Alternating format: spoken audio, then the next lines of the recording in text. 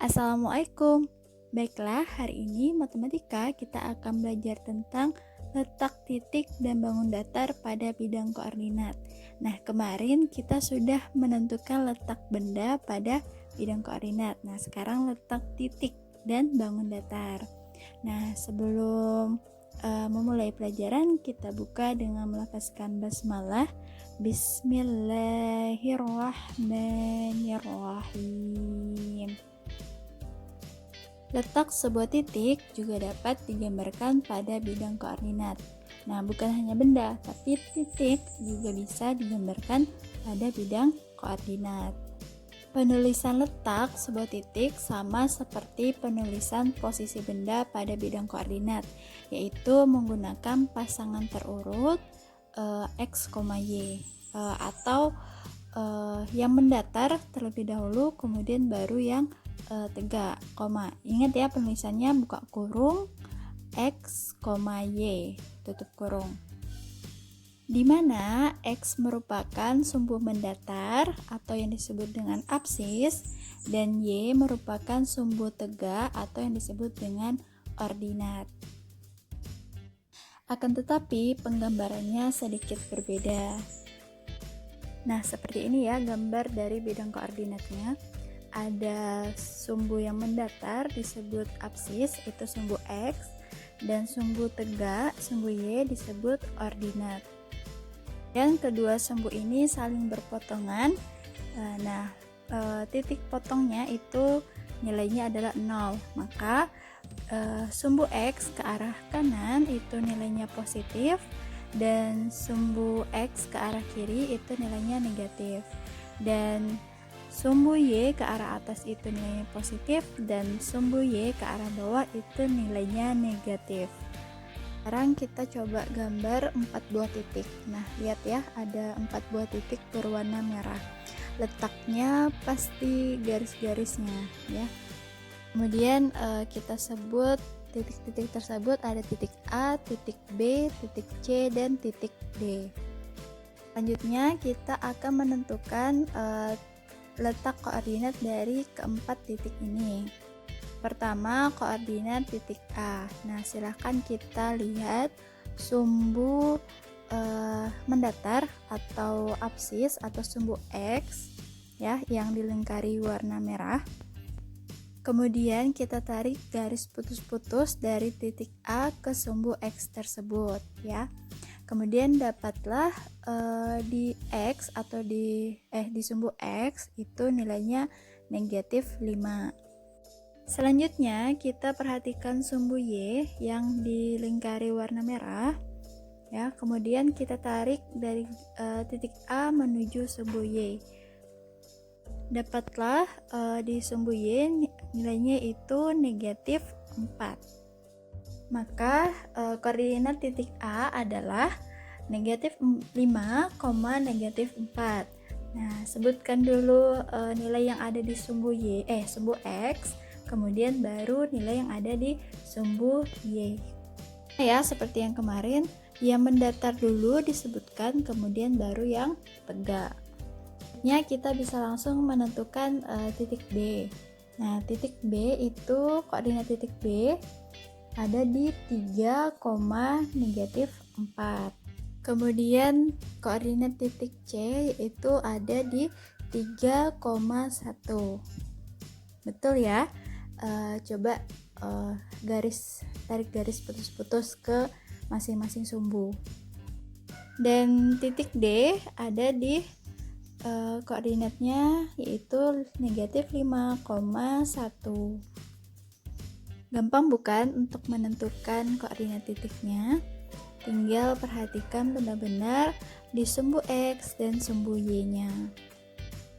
Sebuah bangun datar juga dapat digambarkan pada bidang koordinat. Nah, untuk menggambar bangun datar pada bidang koordinat, tentukan terlebih dahulu titik-titik sudut bangun datar tersebut. Setelah itu, hubungkan titik-titik sudut tersebut hingga membentuk suatu bangun datar. Nah, kita langsung ke contoh. Kita lihat yang sudah kita gambar tadi ya titiknya. Nah, ini yang tadi yang sudah ada titiknya, yaitu ada titik A, titik B, titik C dan titik D. Kita coba tarik garis dari titik yang ada, itu akan membentuk sebuah bangun datar. Apakah? Tarik garis dari titik A ke titik B, kemudian dari titik B kita tarik ke titik C, dan dari titik C kita tarik lagi ke titik D, dan terakhir kita tarik dari titik D ke titik A. Nah, maka dapat kita lihat ya bangun datar yang terbentuk, yaitu bangun datar persegi panjang. Ya, setelah titik A, B, C, dan D dihubungkan dengan garis, terlihat bangun datar yang terbentuk adalah persegi panjang.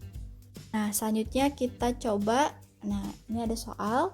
Diketahui titik koordinat A negatif 5, negatif 3, B 2, negatif 3, C 4,4. Nah, yang diketahui ada 3 buah titik. Nah, jika bangun A, B, C, D merupakan jajar genjang, tentukan koordinat titik D yang tepat. Jadi, udah ada 3 titik yang diketahui, berarti kita menentukan 1 titik lagi. Langkah pertama, yaitu kita gambarkan terlebih dahulu titik yang diketahui, yaitu titik A, titik B, dan titik C pada bidang koordinat yang sudah kita gambar. Nah, kalau menggunakan buku kotak-kotak, nah ini akan sangat memudahkan dalam menggambar bidang koordinatnya. Kita gambarkan titik A itu ada di negatif 5, negatif 3. Ya, di sini ya posisinya. Kemudian titik B itu di 2, negatif 3, dan titik C ada di 4,4. Nah, betul ya yang Ustazah gambar. Silahkan perhatikan di sumbu X dan di sumbu Y-nya. Langkah kedua, kita tarik garis untuk menghubungkan setiap titik yang ada. Dari titik A kita tarik garis ke titik B, dari titik B kita tarik garis ke titik C. Nah, titik yang diketahui sudah terhubungkan dengan garis. Yang ketiga, kita tarik garis lagi agar membentuk jajar genjang. Nah, kira-kira nih garis yang sudah kita buat supaya membentuk jajar genjang harus ditarik sepanjang mana? Nah, seperti itu. Kita pakai perkiraan. Jadi kalau misalnya ngerjakannya itu menggunakan pensil, jadi kalau misalnya keliru masih bisa dihapus. Nah, garis berwarna merah ini, ini garis perkiraan untuk membuat sebuah bangun datar jajar genjang. Betul ya? Seperti ini gambar bangun datar jajar genjang. Kemudian barulah kita tentukan titik D-nya dari garis yang sudah kita bentuk tadi. Nah, menentukan titik D itu berarti merupakan titik sudut yang keempat dari bangun datar jajar genjang ini. Itu letaknya di sini nih, titik yang berwarna hitam. Kita sebut titik D. Maka didapatlah koordinat titik D yaitu negatif 3,4. Di sumbu X dia berada di negatif 3, dan di sumbu Y titik D ada di 4. Nah, seperti itu ya caranya. Kalau masih belum paham, silahkan ulang kembali video ini sampai paham. Nah, penentuan posisi menggunakan garis koordinat itu memiliki banyak manfaat dalam keseharian kita. Misal, garis koordinat digunakan pada denah suatu tempat atau peta. Denah dan peta sangat memudahkan kita untuk menemukan sebuah tempat. Begitu juga pada peta yang lebih luas seperti peta provinsi atau negara, di mana kita dapat mengetahui dengan tepat posisi sebuah kota, gunung, danau, atau lapangan terbang atau tempat lainnya. Yang punya peta boleh coba dilihat lagi petanya, kemudian gunakan garis koordinat untuk menemukan lokasi yang ingin kita ketahui. Nah, dengan mengamati peta berbagai provinsi dan negara akan memberimu banyak informasi mengenai bentangan alam yang ada di berbagai provinsi atau negara tersebut. Bandingkanlah bentangan atau kondisi alam negara kita dengan negara lainnya.